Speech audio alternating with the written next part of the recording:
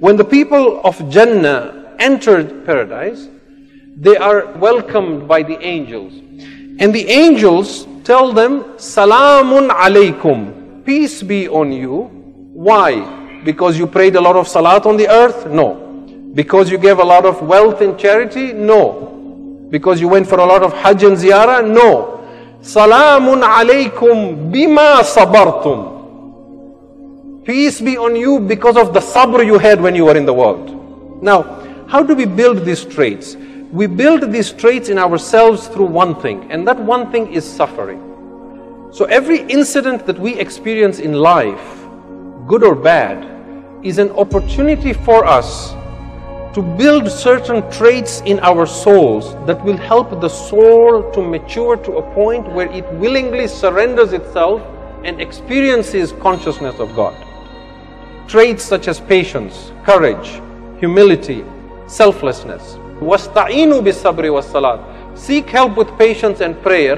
وَإِنَّهَا لَكَبِيرَةٌ إِلَّا عَلَى الْخَاشِئِينَ. But this is very difficult to do, except on those who are humble. Because those who are humble are less egoic.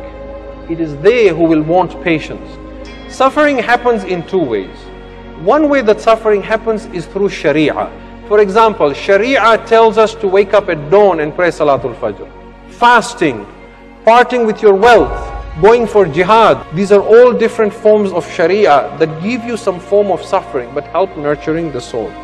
The other way in which we encounter suffering is when we have to deal with other souls that are less mature than we are.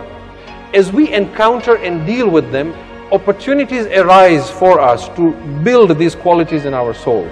We can choose to be patient or impatient. We can choose to be selfless or selfish. We can choose to be arrogant and angry or be humble. Islam wants you to live in society because that is where the soul is forged, in the fire of suffering and tribulation, where it attains these qualities.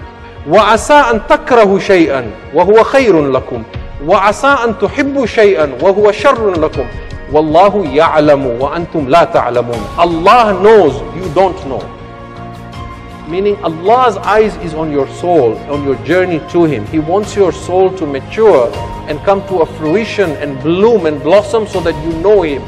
And the way to that is through suffering, in which Allah says, no affliction befalls you in this world, on this earth, or in yourself, but it is in a book recorded before we send it down to you. That means any suffering that befalls you is not out of our control. We regulate and we control it, and we know what befalls you. Why does He let you suffer? We want to regulate and mature your soul so that you are not constantly swinging like a pendulum from one side to the other of overjoy and despair.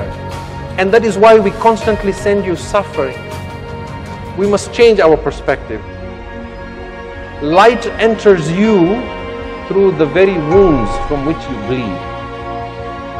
We look at things as black and white, isn't it? But for a moment, supposing that loss of health or wealth or loved one was a means through which it accelerated the maturity of our soul and brought us to greater consciousness of God and thereby helped us fulfill the purpose of life, is it still bad?